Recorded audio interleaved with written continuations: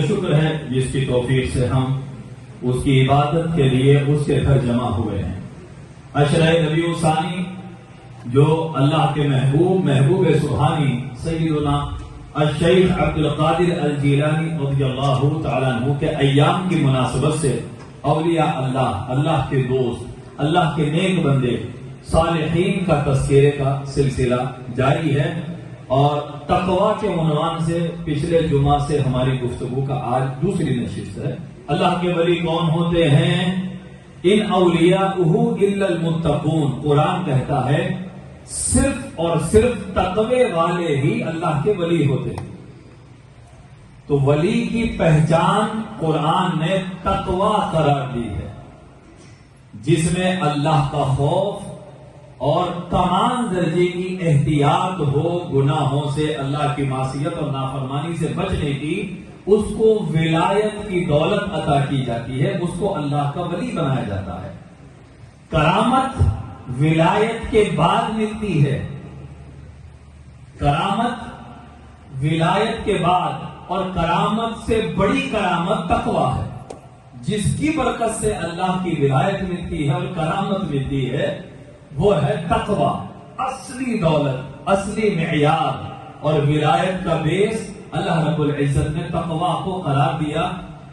کرامت ایک ڈیفرنٹ عنوان ہے، ایک ڈیفرنٹ شے ہے۔ ضروری نہیں ہے کہ ہر ولی سے کرامت ظاہر ہو۔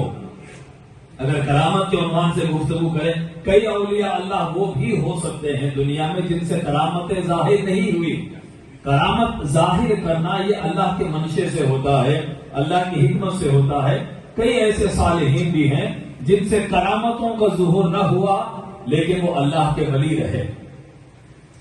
عام کرامتیں جو مخلوق کی نگاہوں میں ایسا پاسبل ہے، لیکن ولایت کی شرط اور ولایت کا معیار ہے تقویٰ۔ الا ان اولیاء اللہ لا خوف علیہم ولا هم يحزنون، آگاہ ہو جاؤ، اللہ کے ولیوں کو نہ کسی کا خوف ہے نہ وہ غمزدہ ہوتے ہیں۔ الذین آمنوا وکانوا یتقون، وہ لوگ جو ایمان لائے اور تقوی میں کمال پیدا کیا، تقوی اختیار کیا۔ تو تقوی جو اختیار کرتا ہے، اور تقوی بھی کیسا؟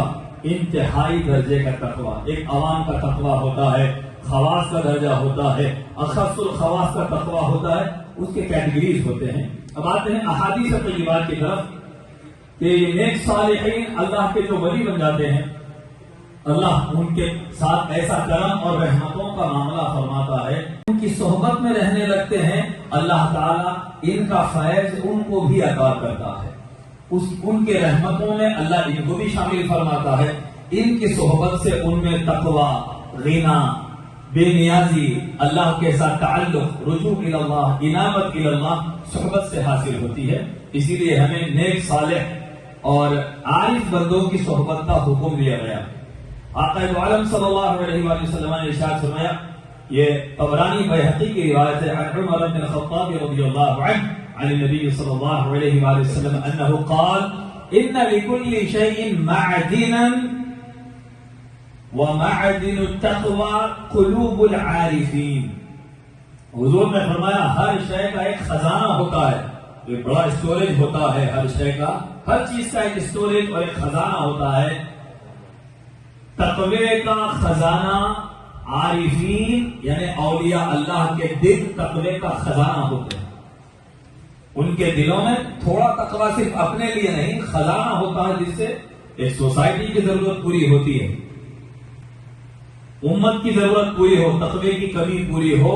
عارفوں کے، اللہ والوں کے دل کو حضور نے فرمایا یہ تقوی کا خزانہ ہوتا ہے۔ ان کے دلوں سے اللہ تعالیٰ تقوی کی نہریں جاری کر دیتا ہے۔ ان کی نگاہوں سے، ان کے ہاتھوں سے جن کو نسبت ہو جائے، اللہ ان گنہگاروں کو توبۃ نصوح عطا فرماتا ہے، اور وہ اپنی حیات اور زندگی کا سفر آخر دم تک خدا کی راہ پر چلنے میں لگا دیتے ہیں۔ اور ایک مقام پر سعد بن وقاص رضی اللہ عنہ سے روایت ہے، مسلم، احمد، ابو یعلا کی روایت ہے، قال سمعت رسول اللہ صلی اللہ علیہ وآلہ وسلم یقول، میں نے اپنے کانوں سے سنا سرکار مدینہ ارشاد فرما رہے تھے، ان اللہ یحب العبد التقی الغنی الخفی، اللہ ایسے بندوں سے محبت فرماتا ہے جو تقوی والے ہوں اور شہرت سے دور ہوں اور بے نیاز غنی بے پرواہ ہوں.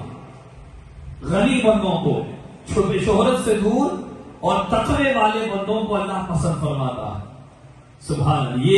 یہ کوالٹیز اللہ کے نیک صالح بندوں میں ہوتے ہیں. وہ تقوی میں اعلیٰ درجے کا معیار رکھتے ہیں, مخلوق سے دور رہنا پسند کرتے ہیں. پریزیڈنٹ کے ساتھ فوٹو مل جائے, آرڈر مین کانگریس مین کے ساتھ پہچان بن جائے, فلاں میگزین پر میری تصویر آ جائے, ہر کوئی میری تعریف کرے, یہ آپ کا میرا مزاج ہو سکتا ہے. صالحین کا یہ مزاج نہیں ہوتا. صالحین کا مزاج یہ ہوتا ہے. علاؤالدین یا التمش کا زمانہ تھا دلی کی حکومت میں, وہ بہت بڑی حکومت تھی. وہ برما تک, افغانستان تک, ہندوستان سے لے کر اس کے جھنڈے گڑے تھے التمش کی حکومت کے. سرکار سلطان المشائخ نظام الدین محبوب الہی رحمہ اللہ تعالیٰ کو پیغام بھیجا کہ آپ سے ملاقات کرنا چاہتا ہوں, دربار شاہی میں آئیے. فرمایا کہ بابا فقیروں کو بادشاہوں سے کوئی سروکار نہیں, ہم نہیں آتے. پھر کہا کہ بادشاہ شاہ محبوب الہی کی قدم بوسی کرنے آنا چاہتا ہے آپ کے پاس. تو آپ نے فرمایا کہ ہم نے کہا آپ سے ہمیں ملاقات کا کوئی شوق نہیں, آپ کی خانقاہ تو کھلی ہے, کوئی بھی آ سکتا ہے, میں بھی حاضر ہونا چاہتا ہوں. تو فرمایا فقیر کی خانقاہ میں 2 دروازے ہیں, شاہ ایک دروازے سے آئے گا تو نظام الدین دوسرے سے نکل جائے گا. یہ بندگان خدا خفی مخفی رہنا پسند کرتے. ہاں, مخلوق کو اپنی طرف, گنہگاروں کو, محبت رکھنے والوں کو قریب کرتے. شہرت پسند جن کی صحبتوں سے ان کو خدا سے دوری پیدا ہوتی نظر آ جائے, ان سے دور رہتے ہیں.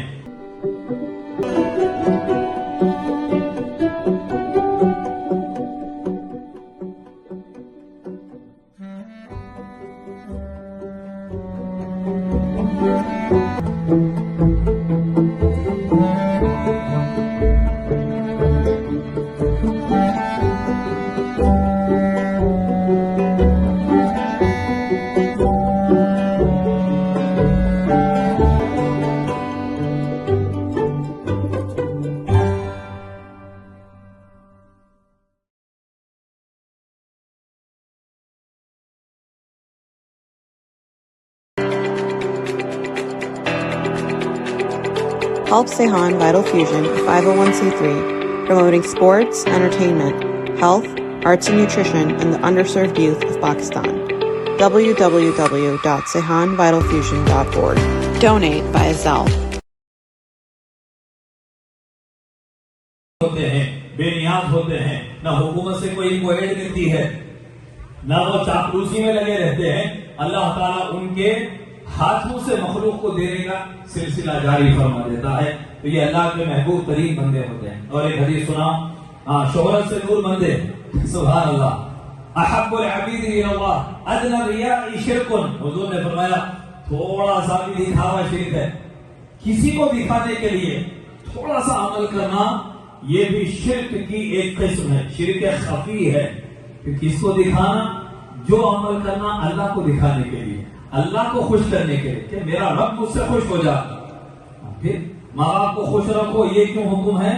وہ بھی رضا رب کے لیے ہے. ماں باپ جس سے راضی, یعنی خدمت کے ذریعے ماں باپ کو خوش کرو, اور ان کی فرما برداری کر کے جن سے بھی محبت کا حکم ہے, وہ جن کو بھی خوش کرنے کا حکم ہے, وہ اللہ کی خوشی کی خاطر. مومن کا دل خوش کرنا عبادت, کہ اللہ اس سے خوش ہوتا ہے. مقصد ہر جگہ اللہ اللہ ہو.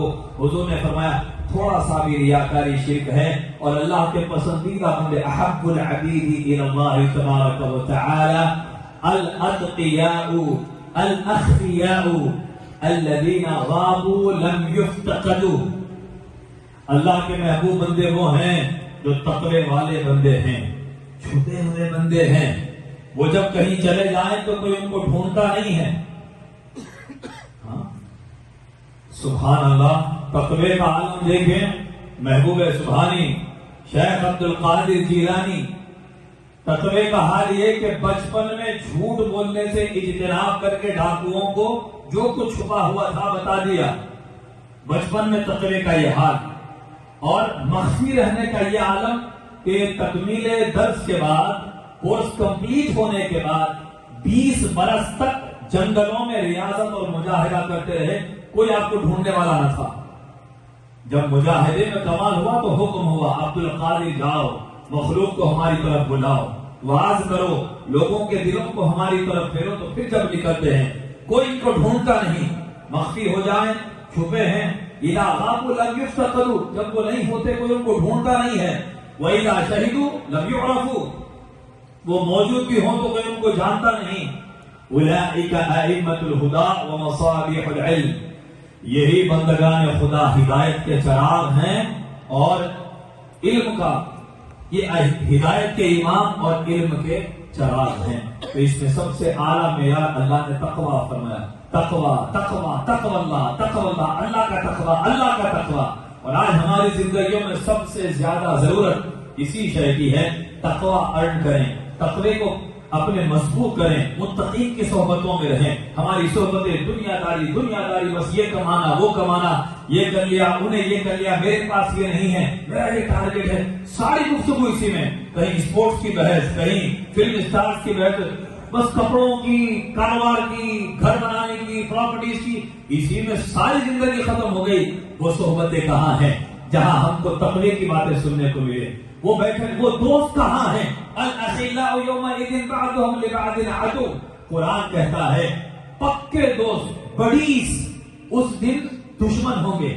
قیامت جب آئے گی ہر کوئی دشمن بن جائے گا، تیری وجہ سے فلاں پارٹی میں گیا تھا، تو مجھے فلاں غلط جگہ لے کر چلا گیا تھا، تیری صحبت میں نے زندگی کے اتنے سال لگا دیے، دشمن بن جائیں گے وہاں جا کر۔ الا المتقین، سوائے متقین کے، جو پرہیزگار نیک بندے ہوں گے، یہاں بھی دوست رہیں گے، وہاں پر بھی دوست رہیں گے۔ آ جاؤ میرے بھائی، آؤ ہم مل کر رب کی بارگاہ میں چلتے ہیں، رہے ہیں، متقین کی وہاں عزتیں ہوں گی۔ تو اسی لیے چاہیے وہ صحبتیں ڈھونڈے جہاں تقویٰ ملتا ہو۔ آج اسلام سوشل میڈیا سے لے رہے ہیں، بس کس کا کیا کہتے ہیں ڈیبیٹ میں کون پرفیکٹ ہے، کون جوکس اچھے بول رہا ہے، کس کے ویور زیادہ ہے۔ میڈیا پر بھی علم جو مل رہا ہے وہ بھی انٹرٹینمنٹ کے لیے، وہ فلاں اسپیکر کو بولا اتنے ہزار دے کے ان کی اسپیچ میں ہل نہیں سکتا اتنی دیر تک۔ بھائی آپ اسپیچ سن، بہت سارے آج اسپیچ سننے والے، خاص ہمارے میلاد کی محفلوں میں انڈیا پاکستان میں آئیے، لاکھوں کا مجمع جاگنے کی راتوں میں اسپیکر کو بلائے جاتے ہیں۔ لوگ چاہتے ہیں کہ ہمارے کانوں کو اچھا لگے، اسپیچ ایسی ہونا کہ بس وہ فلاں کا جواب دے دینا، وہ عقیدے والا ادھر جو بولا بس اس کا جواب دے دو کافی ہے۔